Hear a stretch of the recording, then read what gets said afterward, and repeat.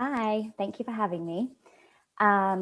Okay, great. Thank you for putting the slides up. So yes, I work at Carat, and we are obviously the agency that manages all of Procter & Gamble's investment in the US market. So when we think about the US market, it's obviously a very mature advertising market. And you can very much see that, spend within audio has really grown very considerably over the last 4 years, and it's predicted to continue doing that. From a P&G alone standpoint, if I think about our budgets in the last 4 years, they've increased by 70%. And P&G generally do drive the kind of ad trends within the market. So I do think, P&G have been, a key component of why audio has grown so much. So P&G very much puts the consumer at the heart of everything we do, and Americans are listening to a lot of audio. So Americans have spent, 8% more time with audio in the past year. They're spending nearly four hours a day. I mean, obviously, we've seen large changes in terms of how consumers are listening to audio, which was very much kind of driven by the pandemic. So terrestrial has absolutely recovered from kind of the COVID lows of April 2020. It hasn't quite come back to pre-pandemic levels, but where we have seen obviously significant growth is behind more digital-led formats. So in total, Americans are spending more time with audio than ever before. So when P&G talks about audio, we think about it as a combination of all of these formats. So we do think about it very holistically that, the majority of our campaigns will include a terrestrial audio element, a streaming, and, a podcast. And when I think about, our brand's plans in the last 2 years, I mean, they've changed fairly considerably, and we very much did it and kind of designed those plans in line with any changes we were seeing in terms of how consumers were, listening and what platform. So it was as simple as when we saw driving behaviors obviously change significantly back in at the start of the pandemic, we obviously shifted the time of day that we were looking to, place our dollars in from a terrestrial standpoint. We changed how we thought about how our digital impressions were being served them more to at-home devices, such as your kind of smart devices, as we knew that at-home streaming had really kind of been fairly, had like significant change in behavior.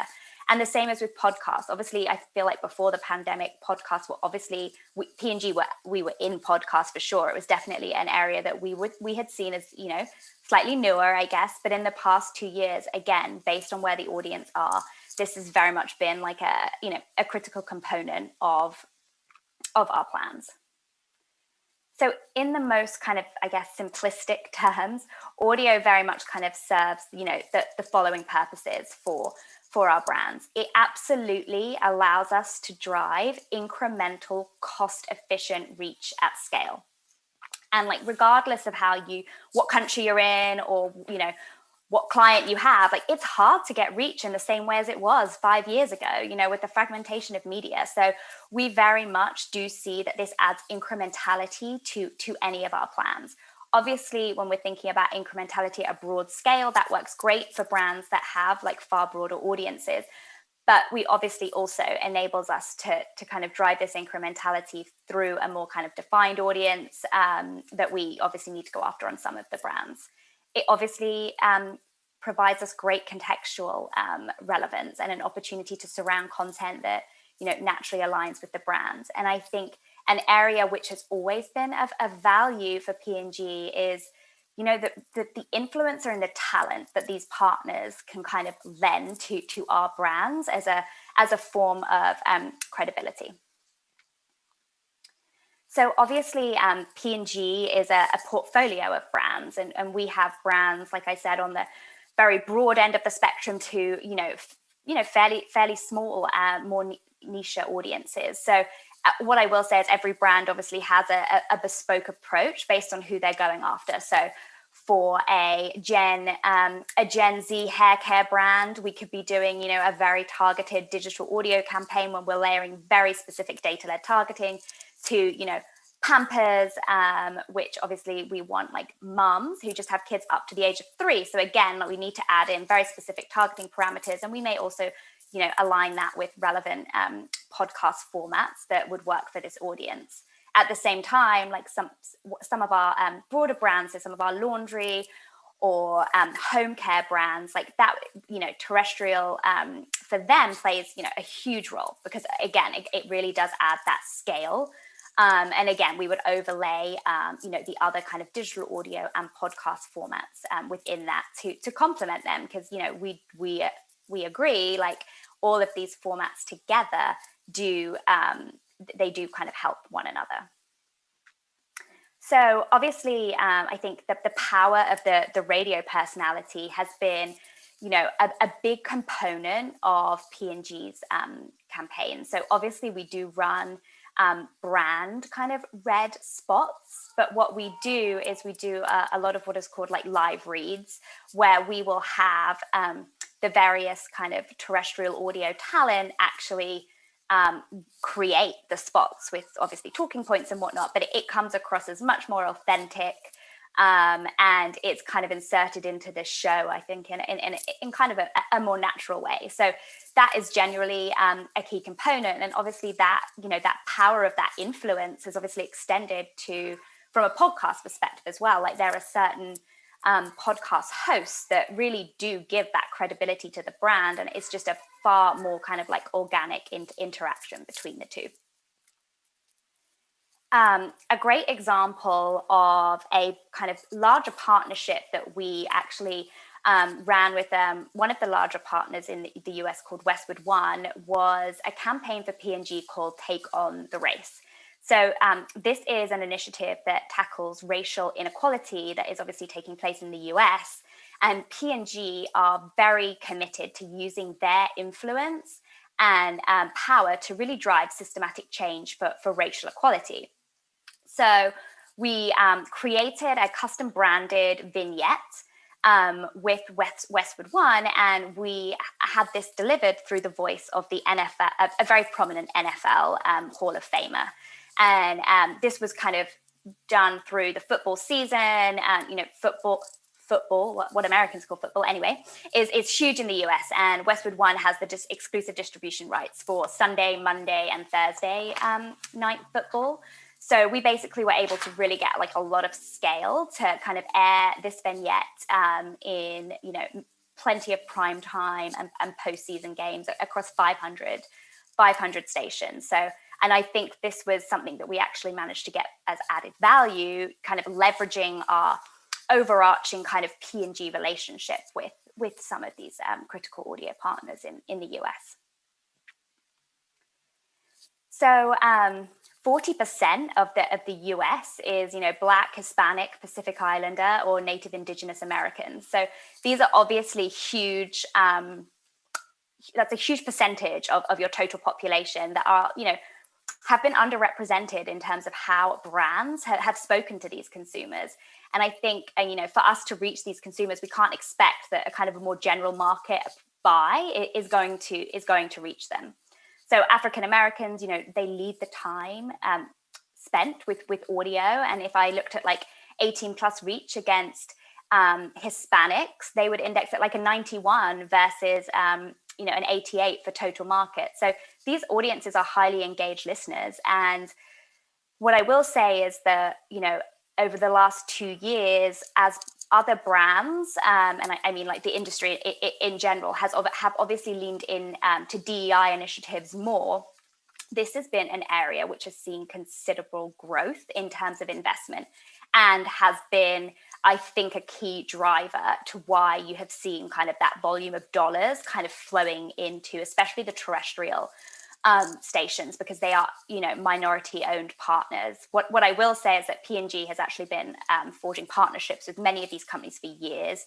So where we're actually seeing complete sellouts for some of these partners currently, we have actually been able to ensure that we have kind of secured our inventory like very far in advance based on kind of the excellent, relationships that we have grown. But this has definitely been a very large kind of driving factor in terms of spend flowing into more specifically terrestrial.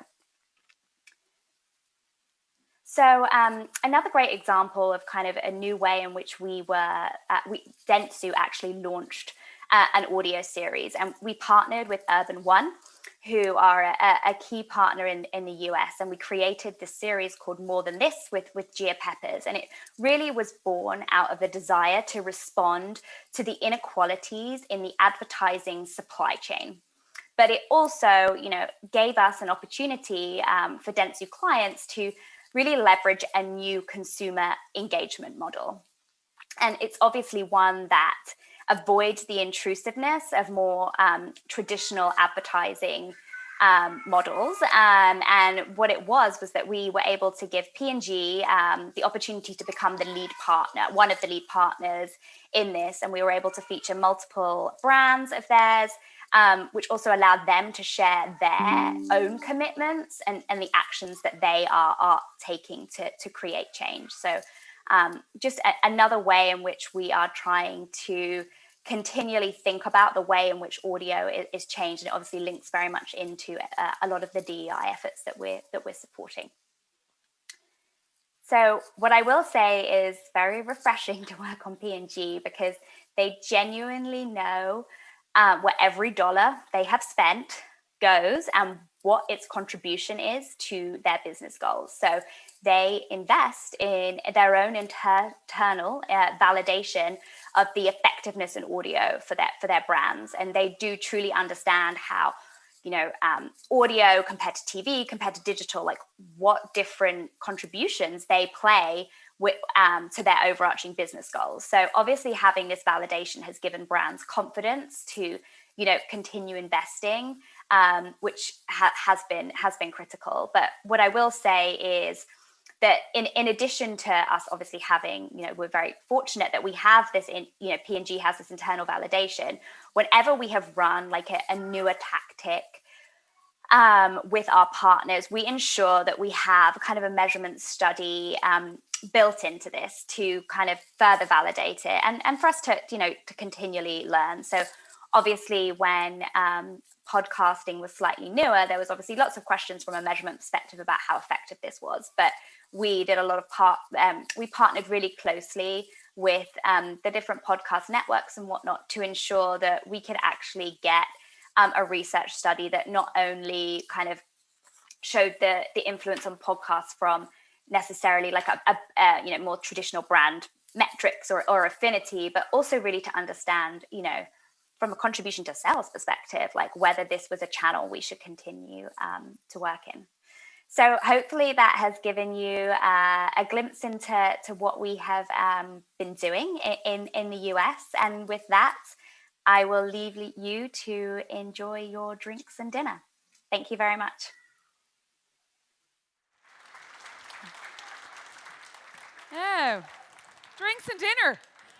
That's news to me. Where are we going? Rollies? Patrick Gibos. Perfect. Thank you all so much. Did you enjoy the day? Informative? Brilliant. Clap for everyone who was involved. On behalf of Radio Centre Ireland, thank you so much. I've been your MC. Enjoy your evening. See you all soon.